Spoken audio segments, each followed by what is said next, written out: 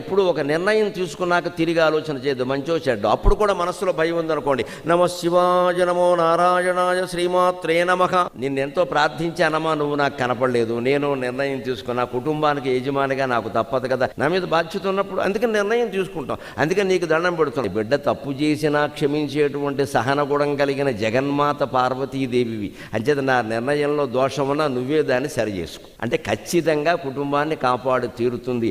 ఆ మనిషి స్త్రీ అయినా పురుషుడైనా వారు చేసిన నిర్ణయం శ్రీకృష్ణ పరమాత్మ నిర్ణయంలో ఉంటుంది, తిరుగులేదు. అది కుటుంబానికి మేలే చేస్తుంది. ఓ మల్లగొల్లాలు పడిపోయి నిద్రంతా మానేసి కాఫీలు తాగేసి టీలు తాగేసి పైత్యం బాగా పెంచేసుకుని మళ్ళీ బిళ్ళలు బాగా వేసేసుకుని చివరికి ఏ నిర్ణయం తీసుకోలేక పత్రికల వాళ్ళకి రాయడం, ఓ సోదరి ఓ సోదరుడు మీరు నిర్ణయం చెప్పండి. వాళ్ళు ఏం చేస్తారండి?